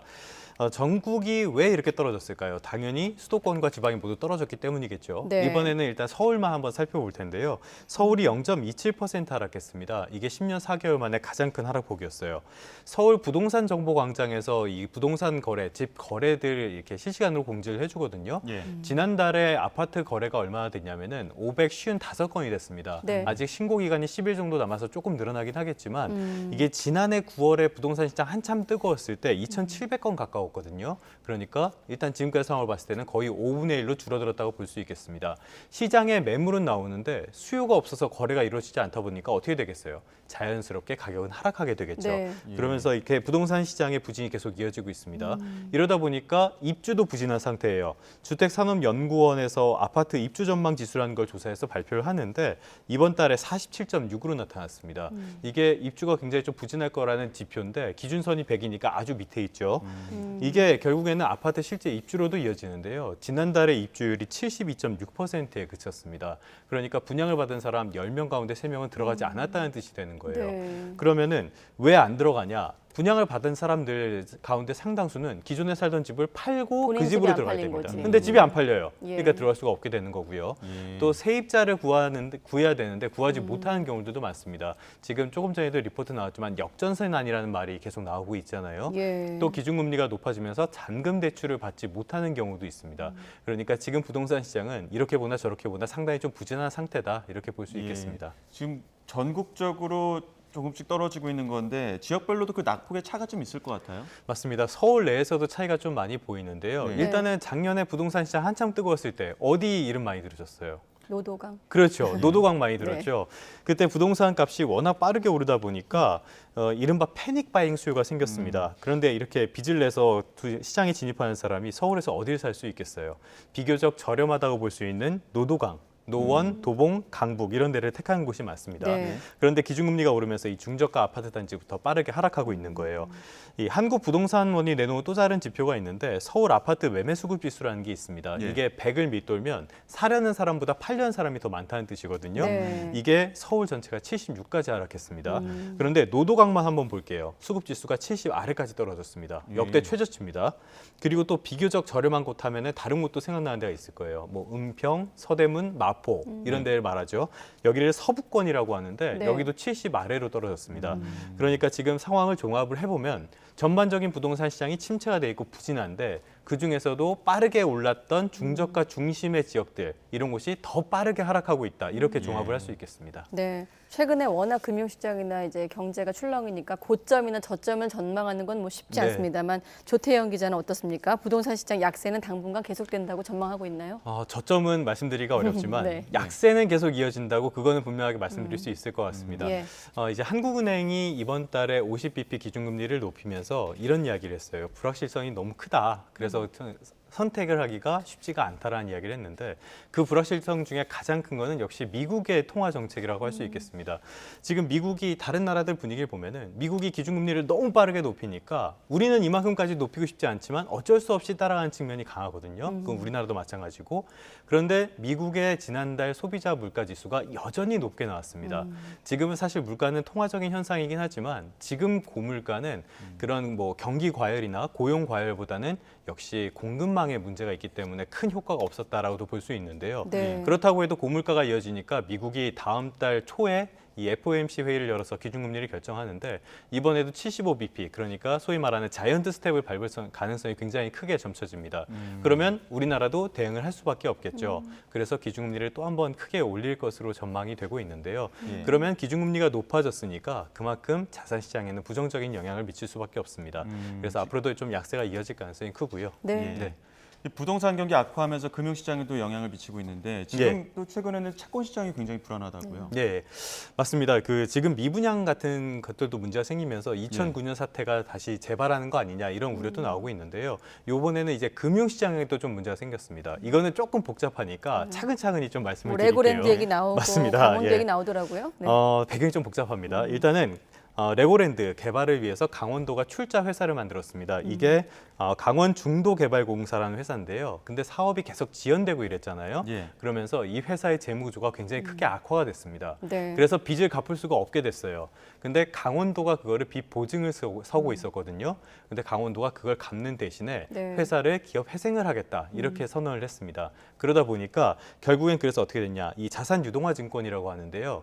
이게 어떤 기업이 자산을 가지고 있는데 뭐 부동산이라든지 매출 채권이라든지 이런 것들이 있습니다. 그런데 그게 당장 현금화가 안 되니까 이거를 기초 자산으로 해서 증권을 발행을 합니다. 그래서 자금을 조달을 하는 거거든요.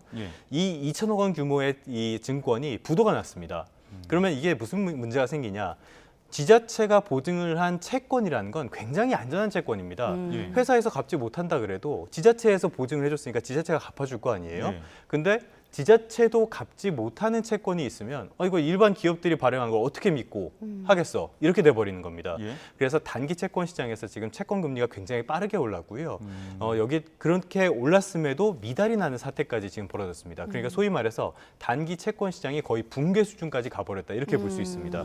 여기에 또 문제를 짚인 게 롯데건설입니다. 롯데건설은 시공 능력 8위 정도 되는 굉장히 좀 탄탄한 회사라고 볼 수 있거든요. 모기업도 탄탄하고 그런데 최근에 유상증자를 통해서 2천억 원을 조달을 하고 또 그 최대 주주인 롯데캐미탈로부터 5천억 원을 빌린다 이렇게 공시를 했습니다. 그러면 이걸 시장에서 어떻게 받아들였냐? 아니 이게 8위나 되는 기업이 자금을 시장에서 마련을 못해서 그 계열사에 손을 벌렸네? 이렇게 받아들여 버린 겁니다. 그러다 보니까 건설회사, 뭐 증권사들이 위험한 거 아니냐 이런 소문이 돌고 구체적으로 어떤 회사가 지금 부도 위험이다 이런 소위 말하는 찌라시, 정보지까지 돌기도 했습니다. 그래서 이제 결국엔 정부가 나섰는데요. 정부에서 일단은 채권 안정기금 펀드 한 1조 6천 원 정도 남은 거를 지금 빨리 시장에 투입을 하겠다. 그다음에 이런 헛소문이 도는 것들을 집중 단속을 하겠다는 뜻을 밝혔습니다. 그리고 강원도에서도 사실은 우리가 그렇게 기업 회생은 하지만 돈을 안 갚겠다는 건 아니다. 돈을 갚을 예정이다. 그리고 김진태 지사가 조금 전에 기자회견도 했거든요. 내년 1월에 예산에 편성을 해서 돈을 갚겠다. 이렇게 설명을 하는 모습을 보이기도 했습니다. 그래서 강원도발 이 위기가 어떻게 좀 잦아들 수 있을지는 상황을 좀 봐야 될 것 같습니다. 네, 금감원이 뭐 일단 뜬 소문이라고 얘기를 했고 합동 단속반도 구성한다고 했으니까 한 번 더 시장이 안정될지 지켜보기로 하겠습니다. 자, 그런데 이 금융시장 뭐 조태영 기자도 연거푸 나와서 강조한 부분입니다만 우리만의 문제는 아니에요. 맞습니다. 그렇죠? 중국이나 일본도 마찬가지인데 이들의 통화 가치도 추락하고 있습니까? 지금 조금 전에도 리포트가 나왔는데요. 이 미국이 기준금리를 빠르게 높이고 있으니까 그 말은 미국의 통화 가치가 그만큼 올라간다는 뜻이나 다름이 없습니다. 그러면 어떻게 되겠어요? 통화 가치가 올라갔으니까 자금이 그쪽으로 쏠릴 거 아니에요. 그러다 보니까 아시아 쪽에 있는 통화들이 뭐 아시아뿐만이 아니라 전 세계가 마찬가지입니다만 아시아 통화들이 특히 좀 빠르게 하락하는 모습을 보이고 있습니다. 그러니까 원달러 환율로 고심을 하고 있는데 우리가 그게 우리만의 문제는 아니라는 뜻이에요.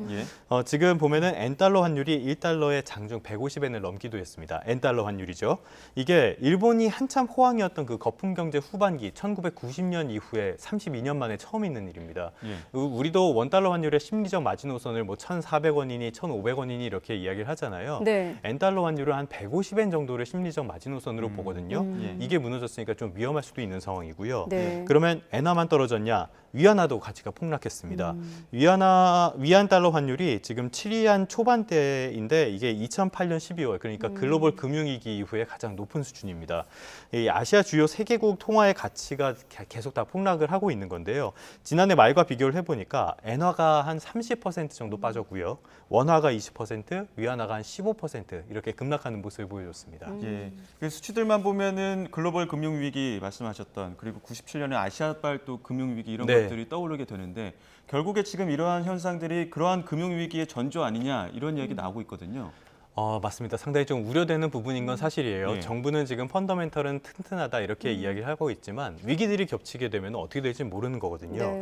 통화 가치가 하락한다는 거는 그만큼 시장에서 자금이 빠져나갈 가능성이 커진다는 뜻이나 다름없습니다. 그래서 일본과 중국이라는 아시아의 거대한 경제 세력들에서 자금이 빠져나간다 이렇게 볼 수 있는데요. 일본과 중국은 일단 내수 시장이 튼튼하고요. 일본 같은 경우에는 엔화가 기축 통화는 아니지만 준기축 통화로 그 글로벌 시장에서 작용을 하고 있습니다. 그런데 우리나라는 어때요? 원화를 쓰는 나라고 거기다가 수출로 먹고 사는 나라죠. 그러다 보니까 우리는 좀 더 위험할 수가 있습니다. 그래서 블룸버그 통신 같은 데가 우리나라에서 외환위기 이런 것들을 가능성을 이렇게 거론하기도 하는 거고요. 그래서 뭐 문제가 될 수 있는데 여러 가지 측면에서 일단 무역 수지에서 큰 문제가 될 수가 있습니다. 엔화의 경쟁력이 우리보다 더 엔화 일본 제품의 가격 경쟁력이 더 강해질 수가 있으니까요. 그렇게 되면은 대중과 대일 무역 수지 모두 좀 적자가 나는 가능성이 커지게 됩니다. 마침 이번 달 들어서 20일까지 무역 성적표가 오늘 나왔거든요. 수출액이 1년 전보다 5.5% 줄었고요. 수입액이 1.9% 늘었습니다. 우리나라는 수출로 먹고 사는 나라인데 수출은 줄고 수입이 늘어나는 모습을 보였어요. 지금 6개월 연속인 무역 적자가 앞으로도 좀 더 이어질 가능성이 크다 이렇게 봐야 될 것 같고요. 말씀드렸다시피 지금 우리나라의 경제적 체력은 아직까지 수치상으로 나타난 게 큰 문제는 없습니다. 그런데 앞서 말씀드렸던 레고랜드 사태가 있죠. 이런 아시아 쪽에 이런 통화 가치 하락의 문제가 있죠. 이런 위기들이 겹치면 언제 어떻게 변할지 모르는 겁니다. 그래서 지금은 사실 정부와 국회 역할이 굉장히 중요한 시점이라고 볼 수 있는데 하는 걸 보면 글쎄요. 잘 모르겠습니다. 알겠습니다. 조태영 기자 얘기를 듣다 보니 지난번에 기사에서 유엔에서 나온 말인데 선진국의 통화 정책은 가장 가난하고 가장 힘든 사람한테 직격탄이다라는 말이 맞습니다. 생각이 나요. 사실 이거 말씀드릴까 할까 고민을 하고 있었는데 시간도 여유가 있으니까 해주시죠. 미국의 통화 정책은 미국 내 달러 가치를 높여서 수입 물가를 낮추는 효과는 분명히 있을 겁니다. 그런데 그게 미국에는 도움이 될지 몰라도 미국을 제외한 모든 나라에게는 고통이 될 수밖에 없어요. 그래서 이게 과연 고육지책이냐 아니면 미국의 자국 이기주의냐 이 부분에 있어서는 굉장히 논란이 있을 수 있고요. 여기에 대해서 뭐 IMF 같은 데서는 중앙은행들이 통화 정책을 더 강하게 가야 된다 이렇게 이야기를 하고 있지만 반대로 유엔 산하기구나 아니면 미국 내 많은 경제학자들은 지금 미국이 지나치게 가속 페달을 밟고 있다. 이것은 결국에 세계적인 경기 침체로 이어질 가능성이 있다. 이런 우려도 지금 많이 나오고 있다는 점을 미국 쪽에서 조금 한번 다시 들여다볼 필요는 있어 보입니다. 노벨상 받은 버냉키 전 의장도 맞습니다. 아시아 자본 유출 위험하도 얘기하지 않습니까? 맞습니다. 그래서 연준을 좀 이렇게 강도 높게는 아니지만 어느 정도 좀 비판을 했는데요. 지금 일각에서는 연준 의장의 식견이 약간 부족한 것이 아니냐 이런 지적까지 나올 정도니까요. 조금 더 통화 정책에 있어서 신중할 필요는 있어 보입니다. 그리고 아까 조태영 기자 고개를 갸우뚱했던 정부의 대응도 좀 적극적으로 나올지 함께 지켜보겠습니다. 경제부 조태영 기자였습니다. 수고했습니다. 네, 고맙습니다.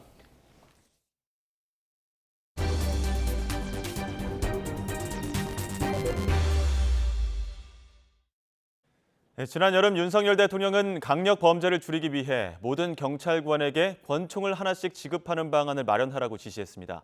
실제 경찰청은 관련 예산을 20배 넘게 늘렸는데 총기 지급 확대로 인한 범죄 예방 효과는 크지 않다는 국회 입법조사처 연구 결과가 나왔습니다. 강민경 기자의 단독 보도입니다.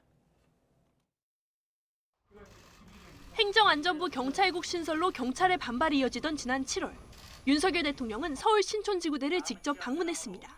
이 자리에서 흉악범죄를 막아야 한다며 모든 경찰관에게 권총 한 자루씩을 지급하는 방안을 검토하라고 지시했습니다. 여기서 뭐 정리가 안 된 사람들은 서대문서 형사과로 또 보내잖아. 여기가 바글바글하면 아주 힘든 데라. 이후 경찰청의 움직임은 빨랐습니다. 먼저 매년 5,000정의 총기를 사서 5년 안에 1인 1총기 시대를 열겠다는 계획을 세웠습니다. 이를 위해 내년 권총 구입 예산도 올해보다 26배 늘린 38억 5천만 원을 편성해놨습니다.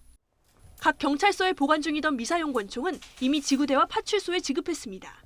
경찰도 흉악범에 대한 강력한 대응을 위해서는 1인 1총기 소지가 필요하다는 입장을 확고히 갖고 있습니다. 그런데 취재 결과 국회 입법조사처에서는 최근 다른 내용의 연구 결과를 내놓았습니다. 우선 1인 1총기 지급을 위해서는 앞으로 192억 원의 추가 예산이 필요한데 그렇다고 흉악범죄가 줄어들 거라고 보기는 어렵다고 지적했습니다. 또 권총의 무게 때문에 기동력 차원에서도 손해인 데다 총기 관리 책임의 부담도 늘어날 거라고 분석했습니다. 입법조사처는 경찰관의 극단적 선택을 포함한 총기 사고의 위험도 우려했습니다. 미국 국립의학도서관에 올라온 경찰 자살 비교 분석 자료를 보면 총기 사용이 비교적 자유로운 미국의 경우 극단적 선택을 한 경찰관 10명 가운데 9명이 총기를 수단으로 선택한 걸로 나타났습니다. 입법조사처는 총기 보급 확대보다는 테이저건과 가스총의 활용 범위를 늘리는 게 더 효과적이라고 평가했습니다. 오히려 이런 훈련이라든지 이런 총기에 대한 이런 자격 기준 이런 것들을 더욱더 강화하는 것이 필요한 시점이다. 이런 말씀을 드리겠습니다. 최근 발생한 대표적 흉악범죄인 신당역 살인사건에서 알 수 있듯이 범죄 피해자에 대한 확실한 보호 조치와 빠른 대응이 더욱 절실한 걸로 보입니다. YTN 강민경입니다. 여행업협회에 이어 관광업중앙회에서도 코로나 사업과 관련해 수상한 수의 계약이 있었던 것으로 YTN 취재 결과 확인됐습니다. 한국관광협회 중앙회가 추진한 수천만 원대의 방역사업을 회장 아들 회사가 수의계약 형태로 따낸 것으로 드러났습니다. 중앙회는 가족업체인지 모르고 했다고 해명하고 있습니다. 김철희 기자의 단독 보도입니다. 서울 인사동에 있는 한국관광협회 중앙회 사옥입니다. 지난 1963년 관광진흥법에 따라 설립된 법정 법인으로 오랜 세월 관광업계를 대표하고 있습니다. 이곳에서는 관광상품 판매뿐 아니라 호텔 등급 결정이나 자격증 발급까지 다양한 업무가 이루어지고 있습니다. 관광 환경을 개선하는 여행 수용 태세 개선 사업도 주요 업무 가운데 하나입니다. 재작년에는 방역 강화를 통해 관광업계를 돕겠다며 정부 보조금 3억 5천만 원을 지원받아 관련 사업을 진행하기도 했습니다. 그런데 이 과정에서 관광협회 중앙회 회장 A씨의 아들 회사가 특혜성 계약을 맺은 정황이 포착됐습니다. 당시 사업계약 관련 자료를 보면 중앙회가 상반기 방역물품 제작 사업을 위해 B업체와 7천만 원짜리 수의 계약을 맺었습니다. 그런데 알고 보니 이 업체 대표자는 중앙회 회장을 맡은 A씨 아들이었습니다. A씨가 경영하는 호텔 지하에 본사를 두고 있는 아들의 업체는 방역과는 무관한 목제품 도매업 회사로 등록돼 있습니다. 건축 관련 자재를 유통하는 가족 회사에 국비 지원 사업을 맡긴 이유는 무엇일까? 중앙회 측은 당시 코로나19로 방역 물품을 구하기 어려운 상황에서 가장 싼 가격으로 기한을 맞출 수 있는 곳이 해당 가족 업체였다고 해명합니다. 이미 방역 물품을 거래해온 실적이 있었던 데다 가족 규업이라는 것을 모르는 상태에서 계약을 추진했다는 겁니다. 수출하고 있고 하는 거를 준비한 거를 알고 아마 중앙에서 연락이 왔던 것 같아요. 시스템이 내가 개입할 수도 없고. 문체부 역시 모니터링을 통해 몇 달 뒤 가족 기업이 수의 계약을 따낸 사실을 인지했지만 이 같은 업체 해명을 받아들여 별다른 조치를 하지 않았습니다. 굉장히 힘든 상황이어서 아마 그때 당시에는 20년도에 이제 저희 담당자들 판단에서는 이제 그런 부분에 대한 가만히 좀 있었던 것 같습니다. 하지만 국민 세금으로 나간 보조금을 가족 기업에 건넨 것 자체가 문제라는 지적이 나옵니다. 관리 감독을 도대체 어떻게 했는지 정말 답답한 심정입니다. 다시는 이러한 일이 발생하지 않도록 철두철미하게 진상 규명하여 일벌백계로 다스려 공정함이 무엇인지 보여줘야 한다고 생각합니다. 코로나라는 특수 상황이긴 하지만 정부 입장에서 특혜성 거래 자체까지 감안해야 하는 건지 분명히 따져볼 필요는 있어 보입니다. YTN 김철입니다. 네, 학생 수는 매년 줄어드는데 과밀 학급은 오히려 늘어나면서 교육당국이 임시 해결책으로 조립식인 모듈러 교실을 확대하고 있습니다. 하지만 학생 안전 우려로 곳곳에서 반대에 부딪히고 있는데요. 실제 조사해봤더니 조립식 교실 10곳 가운데 7곳은 스프링클러도 설치되지 않은 것으로 드러났습니다. 김연아 기자가 취재했습니다. 대전 용산초 집단 등교 거부 사태가 일주일 가까이 이어지고 있습니다. 정원이 400명인 학교에 학생 1,200명을 배정하고는 조립식 건물인 모듈러 교실에서 수업을 받게 하자 학부모들이 반발한 겁니다. 저희는 3개층이고요. 3개층이면 통로 하나로다가 애들이 250명이 나와야 돼요. 불나면. 위로는 아예 올라가지도 못하고요. 학부모들의 우려는 기우가 아니었습니다. 전국에 설치된 모듈러 교실 119곳 가운데 화재 초기 진화에 필수인 스프링클러 설치 교실이 단 32곳에 그쳤습니다. 지역 교육청별로 편차도 컸는데 서울과 부산, 대전은 스프링클러가 잘 돼 있었지만 모듈러 교실이 가장 많은 경기도는 29곳 중 단 2곳에만 설치됐고 대구와 충북, 충남, 경북 등도 설치율이 현저히 낮았습니다. 화재 시 바로 대피하기 어려운 2층 이상 교실도 3분의 2는 스프링클러가 없었습니다. 모듈러 교실은 지난해에야 학교 건물과 같은 소방시설 기준을 적용하기로 정해졌는데 대부분 4층 이하라 스프링클러 설치 대상에 포함되지 않은 겁니다. 소음과 진동 문제 역시 많이 해결했다지만 불만과 우려도 여전합니다. 전국에 있는 모듈러가 천차만별이에요. 특히 스프링클러 문제가 매우 심각하고요. 또 친환경 소재로 모듈러 교실을 만들어야지 우리 부모님들 입장에서는 아이를 안전하게 학교에 보냈는데 그런 문제도 많이 부족한 것 같습니다. 논란 속에서도 교육부는 앞으로 학교 신축 시 모듈러 교사를 우선 도입하는 등 관련 정책을 확대할 예정입니다. 학생 수 변동에 따라 교실을 쌓았다가 없앴다가 대응이 쉽다는 것 때문인데 전면 도입을 강행하기 전에 모듈러 교실의 품질과 안전 기준을 한층 강화하고 장단점을 꼼꼼히 제시하려는 노력이 필요해 보입니다. YTN 김연아입니다. 가을 단풍철인 요즘 야외 캠핑이나 차에서 숙식을 하는 차박 즐기는 분들 계실 텐데요. 날이 쌀쌀해지면서 난방기구 꺼내는 일도 잦은데 가장 위험한 게 바로 일산화탄소입니다. 얼마나 위험한지 지환 기자가 취재했습니다. 일산화탄소는 침묵의 살인자라 불립니다. 보이지 않고 냄새도 없습니다. 이달 초 전북 무주 일가족 5명 사망사고, 올해 초 연이어 발생한 선거 유세 버스 사망사고, 모두 보일러 배기관과 차량 발전기에서 발생한 일산화탄소가 원인이었습니다. 차량 내부 일산화탄소 농도 변화를 측정해봤습니다. 문을 닫고 휴대용 난로를 장시간 사용하자 수치가 점점 오릅니다. 텐트에서 사용하는 난방기는 더 위험합니다. 요즘 같은 날씨 캠핑장에서 텐트를 치고 밤을 보냅니다. 새벽녘 날이 추워지니까 이렇게 난방기를 켜고 들어오는 우풍을 막기 위해서 텐트 문도 잠가야겠죠. 2시간 후 일산화탄소 수치는 5,000ppm을 넘었습니다. 두통 메스꺼움을 넘어 건강한 사람도 10분, 15분이면 목숨을 잃을 수 있습니다. 우리가 호흡기를 통해 호흡을 하게 되면 신체 혈액 속에 산소 결핍 현상이 일어나서 어지럼증, 구토 등이 일어나고 심한 경우에는 실신이나 사망에 이렇게 이르게 됩니다. 최근 5년 일산화탄소 중독 사고로 목숨을 잃거나 다친 사람은 80명이 넘습니다. 차량이나 텐트 내부 공간이 작을수록 농도는 더 급격히 올라갑니다. 잠들기 좋게 난방기를 약하게 틀어놓으면 더 장시간 일산화탄소를 배출합니다. 밀폐된 공간에선 될 수 있으면 난방기를 켜지 말고 불가피하게 사용할 땐 무조건 환기를 자주 해야 합니다. YTN 지환입니다. 네, 진드기 매개 감염병인 쯔쯔가무시증 환자가 이달 들어서 빠르게 늘고 있습니다. 질병관리청은 이달 9일에서 15일 일주일 동안 쯔쯔가무시증 환자가 전주보다 2.7배 증가한 117명으로 집계됐다고 밝혔습니다. 방역 당국은 진드기에 물리지 않는 것이 가장 좋은 예방책이라면서 단풍철 야외 활동이나 농작업을 할 때 특히 주의해야 한다고 당부했습니다. 경인여자대학교가 윤석열 대통령의 배우자 김건희 여사의 과거 논문을 검증하겠다고 예고했습니다. 더불어민주당 서동용 의원실이 확보한 자료를 보면 경인여대는 오는 28일 연구윤리위원회를 열어 김 여사의 논문에 대한 예비조사를 진행하고 오는 12월 2일 본조사 여부를 결정할 계획입니다. 부산 남부경찰서는 일부러 교통사고를 내고 보험금이나 합의금을 뜯은 혐의로 20대 이집트인 A씨를 구속해 검찰에 넘겼습니다.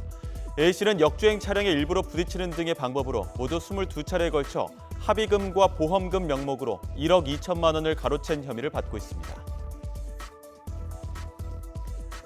제주 마라도 앞바다에서 전복된 갈치잡이 어선의 실종 선원들 야간 수색이 성과가 없는 가운데 해경이 사고 어선 예인을 위한 사전 준비를 마쳤습니다. 해경은 소속 경비함정과 해군함정 등 10척을 동원해 밤샘 수색을 진행했지만 실종자들을 발견하지 못했습니다. 마약 성분이 든 이른바 환각버섯을 소지하고 있던 고등학생이 경찰에 붙잡혔습니다. 경찰에 따르면 이 학생이 소지한 버섯에는 향정신성 의약품으로 분류된 사일로신 성분이 검출된 것으로 전해졌으며 경찰은 소지 경위를 조사하고 있습니다.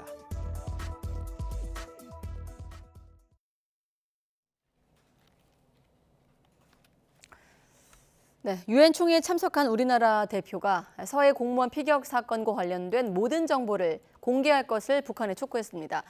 미국은 한반도 전술핵 재배치와 관련해선 모든 방어 역량을 동원해 한국의 확장 억제를 제공하겠다는 기존의 약속을 재확인했습니다. 워싱턴 권준기 특파원이 보도합니다. 유엔 총회 제3위원회 일반 토의에 참석한 황중국 주유엔 대사는 정해진 발언 시간이 끝나기 직전 서해 공무원 피격 사건을 언급했습니다. 사건과 관련된 모든 정보를 공개하고 이 같은 일이 반복되지 않도록 보장할 것을 북한에 촉구했습니다. Unarmed ROK civilian was killed by the DPRK military in the Yellow Sea in September 2020. We urge the DPRK to disclose all relevant information. 황 대사는 북한이 코로나19 이후 엄격한 방역 지침을 적용해 국경으로 가는 주민을 총살하기도 했다고 말했습니다. 또 2년 전 만든 반동사상 문화 배격법을 거론하며 한국 영상물을 소지하거나 배포한 주민을 사형에 처하기까지 한다고 고발했습니다. Anyone found possessing or distributing media content from the Republic of Korea reportedly faces imprisonment or even the death penalty. 악화된 북한 인권 상황에 대한 황 대사의 공개 발언은 최근 북한 인권 결의안 협의 과정에 한국이 동참한 것과도 관련이 있다는 분석입니다. 우리나라는 지난해까지 3년 동안 북한 인권 결의안에 이름을 올리지 않았지만 가치 외교를 강조하는 지금 정부의 기조에 따라 올해는 동참할 가능성이 높은 것으로 관측됩니다. 이런 가운데 미 국무부와 국방부 브리핑에서는 남한의 핵무장과 관련한 질문이 나왔지만 미국은 기존에 약속한 확장 억제를 재확인하며 전술핵 재배치나 핵 공유에 대한 직접 언급을 피했습니다. 특히 국무부 고위당국자는 바이든 대통령이 미국의 모든 방어 역량을 동원해 한국의 확장 억제를 제공하겠다는 약속을 했다고 거듭 강조했습니다. 워싱턴에서 YTN 권윤기입니다. 권영세 통일부 장관이 북한에 억류된 우리 국민의 가족들을 만나 석방을 위해 정부가 할 수 있는 모든 노력을 다하겠다고 약속했습니다. 권 장관은 오늘 오후 억류자 2명의 가족과 면담한 자리에서 우리 국민을 반드시 보호해야 하고 원하는 곳으로 데리고 온다는 부분에서 최선을 다할 거라며 이같이 밝혔습니다. 현재 북한에 억류된 우리 국민은 선교사 등 모두 6명으로 통일부 장관이 이들의 가족을 만난 것은 처음입니다. 북한이 2년 연속 평양 인근에서 골프 대회를 열었습니다. 조선중앙통신은 지난 19일부터 이틀 동안 평양 골프장에서 가을철 골프 애호가 경기 결승전이 열렸다고 전했습니다. 통신은 외국인 참가 여부를 밝히지 않았지만 아직 국경을 연 정황이 없어 내국인 상대로만 진행했을 것으로 보입니다. 북한은 외화 벌이를 위해 대북 제재 대상이 아닌 관광 산업에 공을 들이고 있어 스포츠 관광을 위해서 국경 봉쇄 해제를 검토할지 주목되고 있습니다. 해군이 미래 작전 환경 변화에 대응하기 위해서 무인 전력 사령부를 창설할 방침이라고 밝혔습니다. 이를 위해 현재 3개 함대 사령부를 2개로 축소할 방침인 가운데 북한 위협에 맞서 구축되는 삼축 체계에도 5년간 30조 원이 투입될 예정입니다. 신준명 기자가 취재했습니다. 계룡대 해군본부에서 열린 국회 국정감사에서 해군은 해양무인전력사령부 창설 방안을 추진한다고 밝혔습니다. 미래 병역자원 감소에 대비한 유무인 복합체계 도입을 본격화한다는 겁니다. 소형 함정은 무인 수상정으로 대체하고 그다음에 중대형 함정은 자동화 통합체계 이런 것들을 추진해서 병력 절감에 대비하겠습니다. 해군은 현재 3개의 함대사령부로 편성돼 있는데 오는 2040년까지 사령부를 2개로 줄이고 해양무인전력사령부를 신설한다는 계획입니다. 해양무인전력사령부는 무인수상함전대, 무인잠수정전대, 무인항공기전대로 구성될 예정입니다. 유무인 복합체계 전력화 시기와 연계해 단계별로 운용부대가 창설됩니다. 내년부터 5년 동안 킬체인과 한국형 미사일 방어, 대량 응징 보복 등 한국형 삼축체계에 30조 원이 넘는 예산이 투입되는 가운데 해군은 해상 기반 기동형 삼축체계를 구축하기로 했습니다. 북한의 잠수함 발사 탄도미사일에 대응하는 수중 킬체인과 해상 기반 다층 미사일 방어 체계를 구축하고 해양 전력을 이용한 정밀 타격 능력을 강화하겠다는 구상입니다. 현재 해군 소속인 해병대는 중장기적으로 해군에서 독립해 4군 체제로 가는 방안을 검토하고 있다고 보고했습니다. 4군 체제 전환을 위해 내년부터 국방부와 정책 연구를 수행할 계획인데 먼저 국민적 공감대 형성이 필요하다고 보고 해병대 위상과 기능을 강화하는 조치를 우선 시행한다는 게 해병대의 설명입니다. 이런 가운데 내년 3월 예정인 4단급 한미연합 상륙훈련 쌍용훈련을 5년 만에 정상적으로 시행할 계획입니다. YTN 신준명입니다.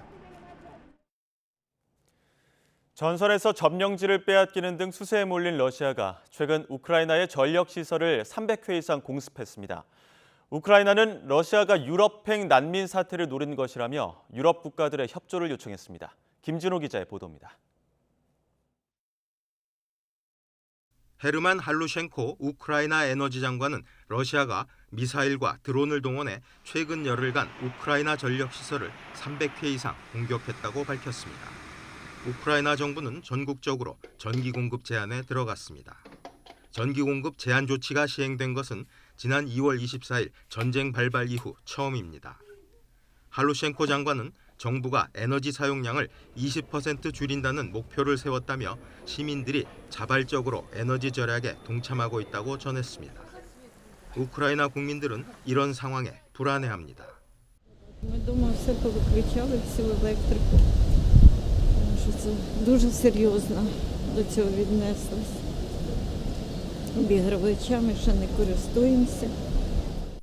젤렌스키 우크라이나 대통령은 전체 발전소의 3분의 1이 러시아군의 공격을 당했다며 국민들에게 절전에 힘써달라고 호소했습니다. 유럽연합 정상들에게 화상으로 한 연설에서는 러시아가 전기를 끊어 난민 사태를 유발하려고 한다고 지적했습니다. Російський терор проти наших енергооб'єктів спрямований на те, щоб створити Україні якнайбільше проблем з електрикою і теплом цієї осені і взимку. І щоб якнайбільше українців поїхали до ваших країн. 젤렌스키 대통령은 이런 사태를 막기 위해 유럽 국가들에게 더 많은 대공 시스템을 제공해달라고 요청했습니다. 또 러시아가 사용하고 있는 드론 중 일부를 생산하는 이란에 추가 제재를 가해야 한다고 강조했습니다. YTN 김진호입니다. 시진핑 주석의 3연임 대관식으로 불리는 중국 공산당 20차 대회가 내일 폐막합니다. 주요 관영 매체를 통한 찬양 보도가 쏟아지는 가운데 이면의 그늘은 숨기거나 지우고 있습니다. 베이징 강정규 특파원의 보도입니다. 폭격을 맞은 듯 성한 곳 없는 마을. 화마는 산간 도로까지 집어삼킬 기세입니다. 중국 남부의 유명 관광지 광시성 구이린을 비롯해 장시, 후난 일대에 큰 불이 났습니다. 그러나 당대회 기간 발생한 재난에 중국 관영 매체들은 침묵했고 이런 메시지만 전파를 탔습니다. 当今中国成为世界上公认的最安全的国家之一。 허난성에서는 격리 중이던 14살 소녀가 제때 치료받지 못해 숨진 사실이 뒤늦게 알려졌습니다. 시진핑 주석이 당대회 개막 연설에서 제로 코로나 정책의 승리를 선언한 지 불과 이틀 뒤였습니다. 坚持动态清零不动摇，最大限度保护了人民生命安全和身体健康。 반복되는 봉쇄 조치에 발목 잡힌 중국 경제. 당대회 기간 예고됐던 GDP 성장률 발표는 끝내 미뤄졌습니다. 三季度经济呢明显回升。 반 시진핑 시위대 중 한 명이 영국 주재 중국 총영사관에 끌려가 집단 폭행당한 사건. 非法进入中国驻曼彻斯特总领馆，危及中国外交馆舍安全。 외신 브리핑 때 공개 질의응답까지 오갔지만 중국 외교부는 공식 녹취록에서 지워버렸습니다.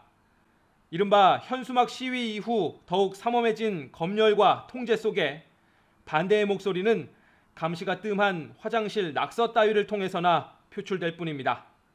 중국을 서쪽의 북한이라고 부르는 말까지 들리는 가운데 시진핑 주석은 내일 폐막 연설을 통해 3년임을 확정짓고 장기 집권의 길로 나아가게 됩니다.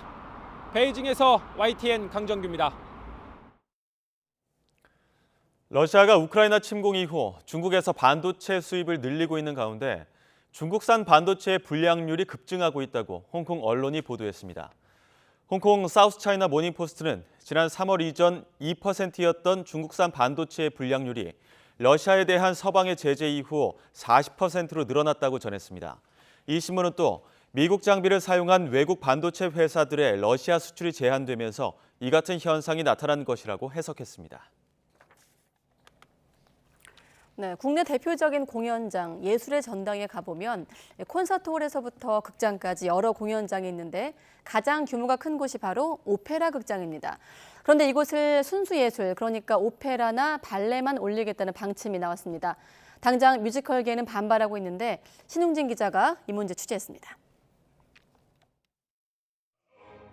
예술의 전당이 전관 개관 30주년인 내년을 미리 기념해서 연 사흘간의 오페라 갈라입니다.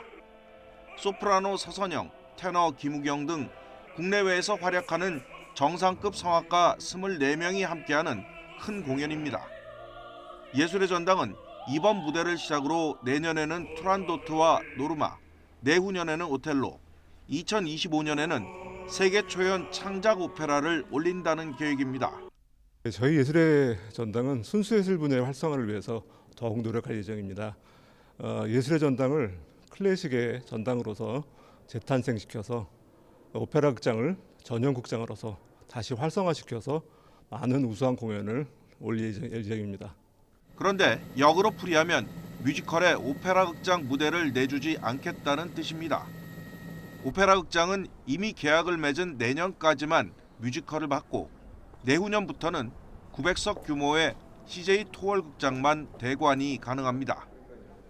뮤지컬을 할 만한 대형 극장은 블루스퀘어가 1700석, 샤롯테 시어터가 1200석 등인데 기획사들이 가장 선호하는 오페라 극장은 2300석.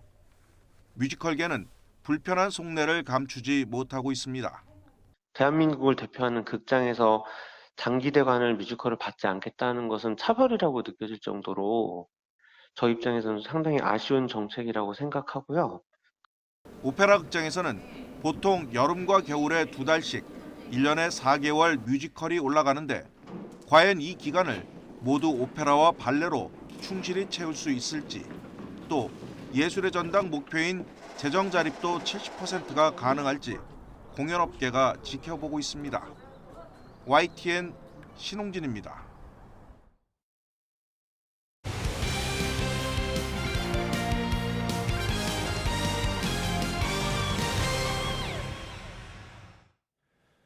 카타르 월드컵 개막을 한 달 앞두고 축구대표팀이 마지막 소집 훈련 명단을 발표했습니다. 유럽파 없이 국내파 위주로 27명이 소집되는데 월드컵 최종 엔트리 승선을 위한 치열한 경쟁이 펼쳐질 전망입니다. 허재원 기자가 보도합니다. 이번에 벤투호에 소집되는 27명은 유럽파를 제외한 국내파 위주입니다. 국제축구연맹이 정한 A매치 기간이 아니기 때문에 유럽파를 호출할 수 없습니다. 오는 28일 소집돼 2주 정도 훈련하고 다음 달 11일 마지막 평가전을 치를 예정입니다. 고집스러울 정도로 선수 기용의 변화를 최소화하는 벤투 감독의 특성상 월드컵 최종 엔트리 26자리 중 최소 23명, 최대 25명은 이미 결정됐다는 게 중론입니다. 지난달 코스타리카 카메룬과의 A매치에 이어 이번에도 소집 명단에 이름을 올린 16명 역시 대부분이 본선 무대를 밟을 전망입니다. 벤투 감독의 고민인 자리는 한두 자리 정도가 남은 것 같다는 생각이 듭니다. 그 한두 자리는 멀티플레이어가 될 것 같은데 중앙 미드필더에서 멀티플레이어가 가능한 또 측면 수비와 윙어를 동시에 볼 수 있는 선수도 최근 대표팀의 주축 공격수 황의조와 황희찬이 동반 부진을 보인다는 점에서 이번에 처음 발탁된 오형규의 활약에 눈길이 쏠립니다. 지난달 A매치에 깜짝 발탁됐지만 출정 기회를 얻지 못했던 양현준이 이번에는 벤투 감독의 눈길을 사로잡을지도 관심입니다. 수비진에서는 여전히 적임자를 찾지 못한 오른쪽 풀백의 주인을 놓고 마지막 순간까지 테스트가 이어질 것으로 보입니다. 그동안 유럽파에 밀려 기회를 잡지 못한 국내파들이 카타르행 바늘구멍을 뚫어낼 수 있을지 치열한 마지막 생존 경쟁이 펼쳐집니다.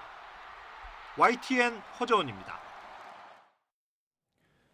국내 유일의 PGA 투어 더 CJ컵에서 우리 선수들이 우승을 향해 힘차게 출발했습니다.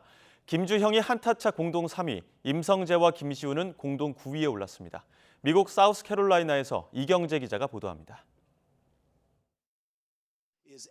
PGA 현역 최고 스타 로리 맥킬로이와 처음으로 같은 조에서 경기를 펼친 김주형.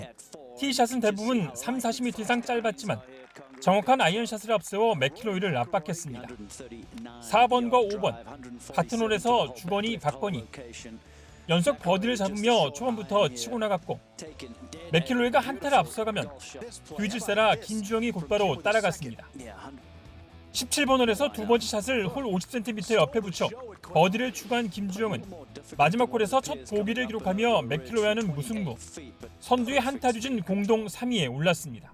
It wasn't hard, but it was just I had to make sure I wasn't getting ahead of myself and try to take the aggressive line and do that. So I mean, I didn't have any problem with it, but it was just really cool to see for me.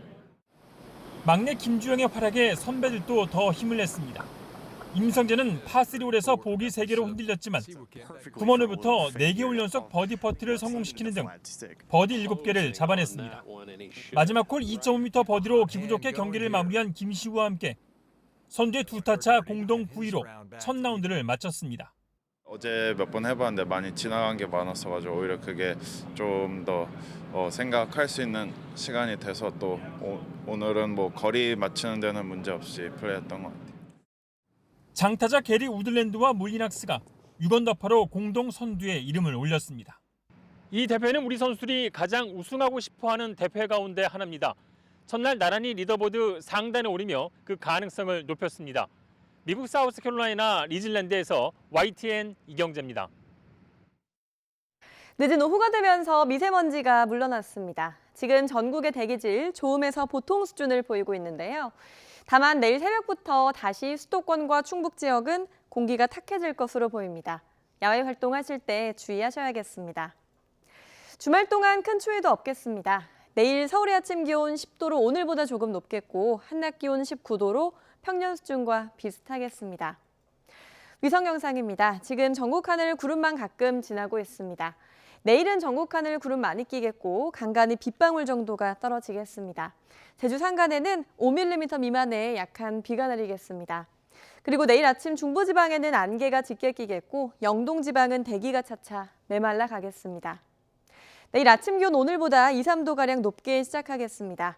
낮 기온은 서울 19도, 강릉 22도, 광주 22도, 창원과 부산 23도로 선선하겠습니다. 다음 주 월요일부터는 다시 북서쪽에서 찬 공기가 유입되면서 날이 쌀쌀해지겠습니다. 날씨 정보였습니다. 가장 빠른 종합뉴스 뉴스큐 마치겠습니다. 이어서 이브닝 뉴스가 방송됩니다. 시청해주신 여러분 고맙습니다.